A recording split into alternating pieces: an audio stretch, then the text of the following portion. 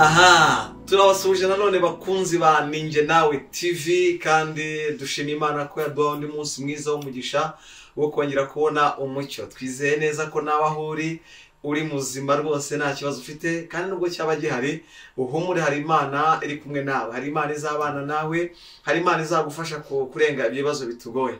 Kuri Ninjye Nawe TV rero tubagezaho ibiganiro bitandukanye ku misozi yose y'ubuzima. Dushaka abantu b'abanyabwenge bazadufasha kugenda tudevelop ibitekerezo byacu, dushaka bazatwigisha ijambo ry'Imana, dushaka ubumenyi ni bwinshi abantu bafite. Niyo mpamvu twahisemo gushyiraho Ninjye Nawe TV kugira ngo ibyo bafite byakubaka tujye tubakuzanira kugira ngo babashe kukubaka mu buryo bw'umubiri no mu buryo bw'umwuka. Niba aranabeshye cyangwa utambeshye, fora uyu munsi mutumirwa dufite ninde, wamenya arinde, namukubwiye bamubwirwa n'iki, aricyo bita gutera amatsiko. Wamenya arinde, ufite amatsiko tubashe tukumara mu matsiko, kuko nicyo tubereho kuri Ninjye Nawe TV. Twifuza ko wahorana umunezero, twifuza ko wakwaguka mu buryo bwo mu mubiri no mu buryo bwo mu mwuka. Tuzakuzanira byinshi bitandukanye, tuzaguza n'abantu bakomeye bafite ibyo bagezeho mu rwego runaka, tuganirize ku nzira zabo bagiye banyuramo kugira ngo babashe gutera imbere, natwe bidutere kwambara imbaraga kugira ngo tubashe gutera imbere, dusatire inzozi zacu nk'uko tuzifite. Rero kuri Ninjye Nawe TV uyu munsi ndumva nshaka kubatera kubereka, kubamara amatsiko nkabereka umutumirwa dufite. Ni umusore w'umujene w'ibigango, ufite ibituza, afite uburyo rwose yiteguye. Ndagira ngo kameramani wacu atwereke umutumirwa twabazaniye uyu munsi kugira ngo nawe atwibwire. Ni umusore ukuze, nkeka ko ashobora kuba azi kwivuga, kuko ntabwo yaba angana gutya atazi kwivuga. Turagusuje mu izina rya Yesu. Murakoze cyane, dushimire Imana Emery. Amazina ni Himbaza Steven. Mu rugo ni Gikondo. Nkaba nishimye kuba naza gufatanya namwe kuri Ninjye Nawe TV. Murakoze. Mwamwumvishe ko ari Himbaza Steven. Himbaza yifuje kuza kuri Ninjye Nawe TV kugira ngo tugire ibyo tumuganirizaho, agire ibyo atubwira byinshi byo muri ubu buzima. Ndifuza ko rero uyu munsi umutumirwa wacu twaza kuganira ku kintu bita ibihe. Niko Himbaza, mu buryo bumwe cyangwa ubundi, ibihe, iyo bavuze ibihe wumva baba bavuze iki? Urakoze cyane kubwo iki kibazo mbashije cy'ibihe. Ubundi ibihe biterwa umuntu afite uburyo agenda bikarasamo bitewe nuko bigiye biteye. Ubundi hari ibihe, igihe cyo kuvuka, hari igihe umuntu aba arimo cyo kuva cy'ubukure. Mbese nyine ni ibihe bigiye bitandukanye bitewe n'uko umuntu agenda bigira. Mwabyumvishe ko Himbaza ansubije neza cyane. Avuze ngo ibihe umuntu abikarasa bitewe n'urwego. Hari igihe cyo kuvuka, igihe cyo gukura, igihe cyo gusaza n'igihe cyo gupfa. Bivuze ngo ibihe ngo biterwa n'ibihe n'uburyo umuntu abikarasamo. None ngiye ndifuza ko tuvuga ku bihe birushya dusa nkaho turimo muri minsi ya none, kuko Pawulo yaravuze muri Timoteyo wa 2:3 aravuga ngo mu minsi y'imperuka hazaza ibihe birushya. Ibihe birushya, kandi niyo murebye mbona uri umusore w'umujene. Mu buzima busanzwe ubundi ukora iki? Mu buzima busanzwe ngendo umutekinisiye nizi by'ubwubatsi. Nibyo nkora akenshi na kenshi. Wize iby'ubwubatsi. None iyo urebye muri ibi bihe tugezemo birushya, ubwo abantu benshi cyane babura ibyo bakakiriye kandi bafite base y'ibyo bize byakagombye kuba ibyo babura, ubona nk'abajene, urubyiruko, twakora iki kugira ngo dufate ubumenyi bwacu bw'ibyo twize tubukoreshe tubone icyo tubura? Iyo urebye ubona twakora iki, kuko nibi bihe birushya kubona akazi bikaba bigoye, kugira ngo domaine y'ibyo wize uyikoreremo ukaba ari ibibazo. Kandi ugasanga urubyiruko rumwe na rumwe ntirushaka kugira icyo rukora, rutegereje ko amarembo yazafunguka anyuze mu cyo bize. Tukingiye nkibaza ku bwanyu ruhande, mu gihe irembo ry'ibyo yize ritafungutse, azafata akoze, azapfa asabiza isabune, asabiza amavuta. Urumva urubyiruko rwakora iki kugira ngo nyuma yo kubura akazi k'icyo yigiye abashe kwiha icyo abura? Twakora iki nk'aho urubyiruko ko uri umujene? Njya nusanga mu kazi gatandukanye n'ak'ubwubatsi rimwe na rimwe. Ni iki kigutera gukora akazi nka kariya kandi abandi batabasha kuba batinyuka gukora akazi mu buryo bumwe cyangwa ubundi? Murakoze cyane. Ngiye ko mbyumva nuko mbibona, mbona urubyiruko rw'iki gihe rukeneye kuba rwakora amaboko mu mifuka, kuko swa tutakuye amaboko mu mifuka ukicara gutegereje ko uzakora ibyo wize, rimwe na rimwe ugera hanze bikaba byakanga ugasanga isi kubanye ntoya.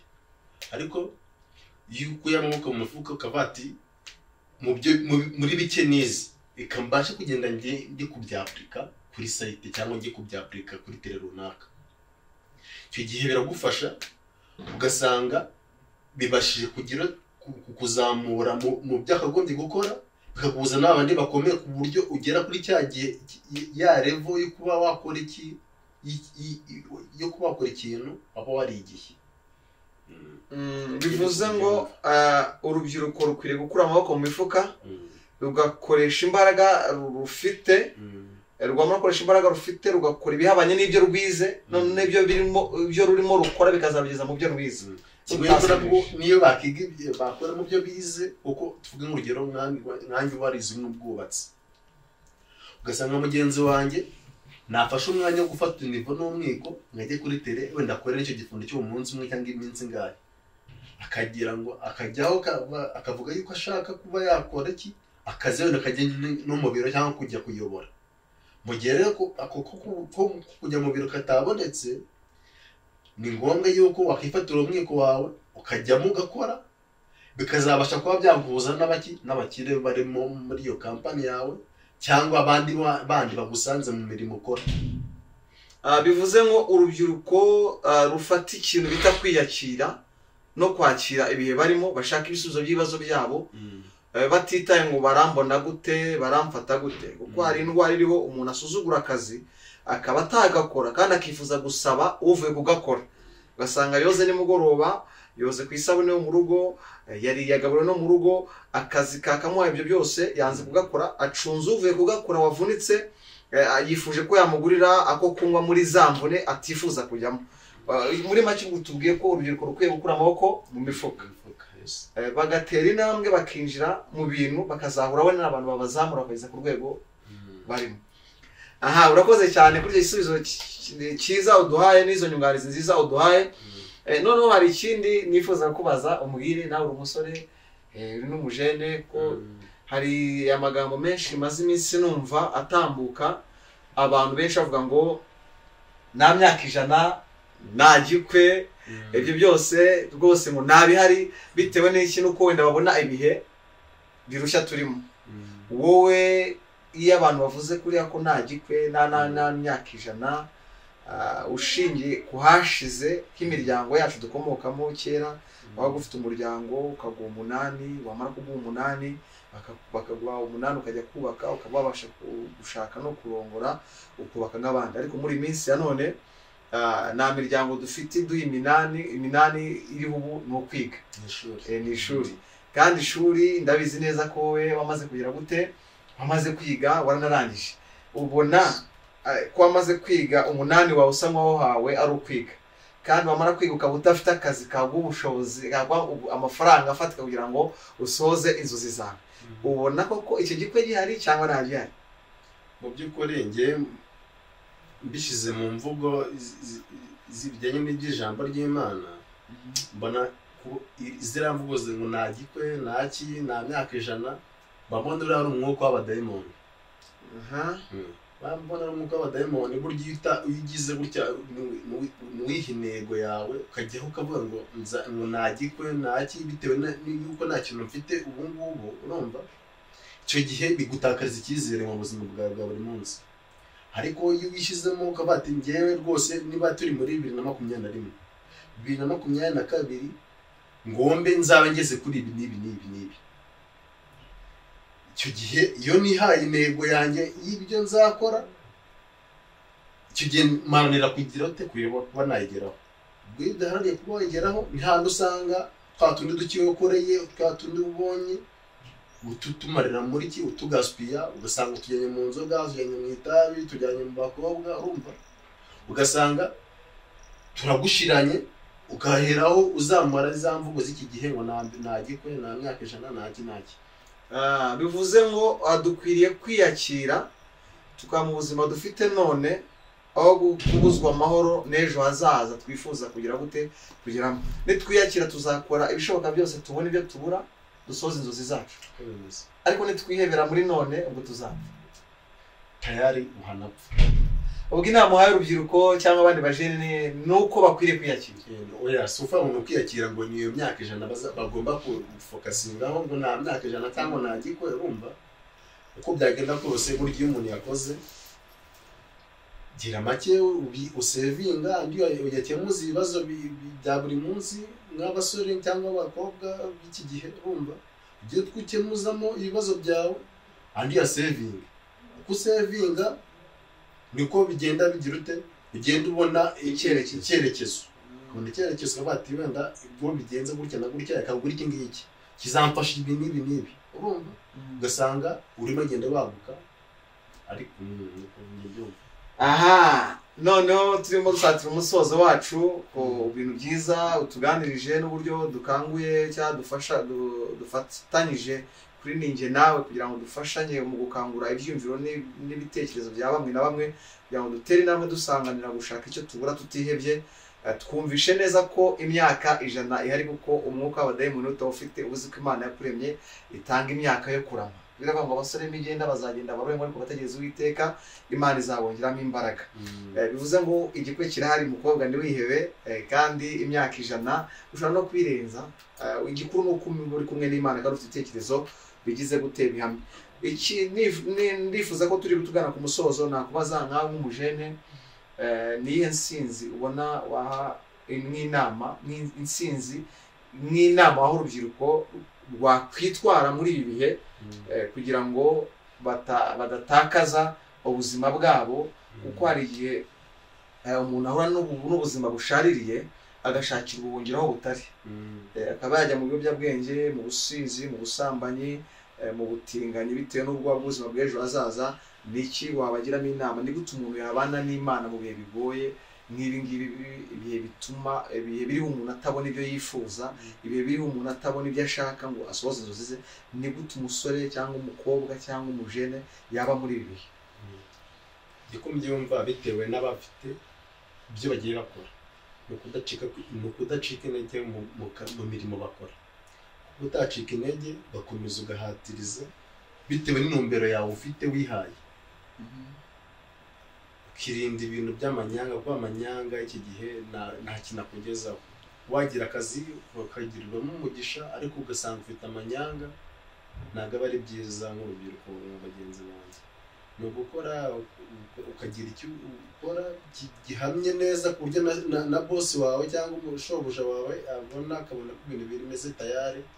Ni hano usanga yakuzamye umuntu yera afati ibintu byagenze neza umurera neza. Aho tubwiye ko bafite umurimo barimo bakora ubasabye ko bitewe nawe isigeze nyine hari abantu bashoboye badashobotse. Ubwo usa nk'utubwiye ngo twubake gushoboka no gushobora bizatugeza kure. Noneho kuri wa wundi ugitegereje utarabona ayo marembo afunguwe we ni gute yagena n'ibihe adahutajwe nabyo ngo ayobere mu bindi bintu by'ibiyobyabwenge n'ibindi niye nsinzi ubona yagushoboje kuba uriwe none ukaba ubayeho umusore unyuzwe kandi waranira gushaka kwigeza ku cyo wumva ushaka. Kuri ikintu cya mbere ni kunyurwa mu buzima umuntu abubayeho.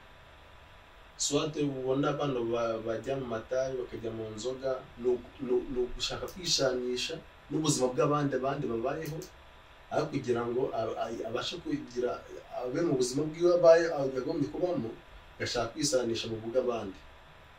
Uriya kunyurwa nibyo byiza bibasha gufasha umuntu mu byo akora.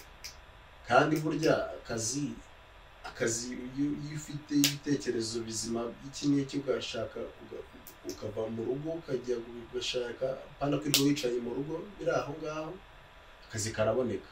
Niyo wakabura umunsi wa mbere wa kabiri wa gatatu wakabona. Turimo tugana ku musozo rero.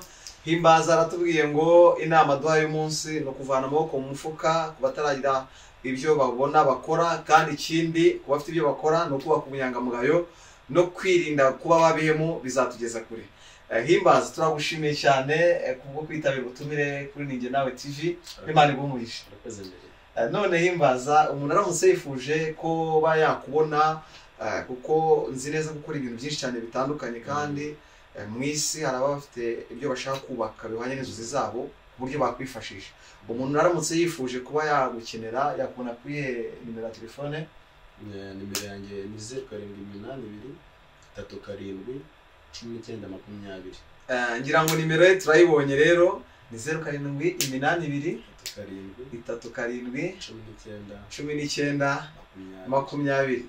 Sibyo ko nanone hari ibindi dukora bijyanye na domaine yacu twebwe twestara amazu tugakora ibikoni dukoresheje zino mbabazi bita ZMDF tukadekora ibyumba by'abana bavuka bavukemo haba anniversaire naho tukadekora mbese dukora ibintu byinshi n'amapara y'amazu turashushanya Himbaza tukanubakisha.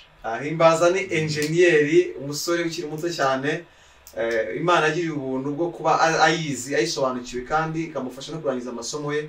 Urumva ko muhuye yagutiza ibitekerezo cyangwa yagufasha gusoza inzozi zawe mu gihe umwakazi.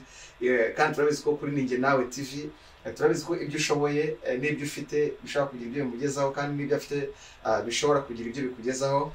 Nukuri turabashimiye ko mwafashe umwanya wanyu wo kudukurikirana. Imana ibamugisha namwe aho muri mu maranye z'isi. Uko dusoje ikiganiro kuri Ninjye Nawe TV turabusaba inkunga ya subscribe, gukora subscribe, comment na share mu nshuti n'abavandimwe. Imana ibamugisha kandi Imana bagire neza. Naho utaha. Shalom shalom.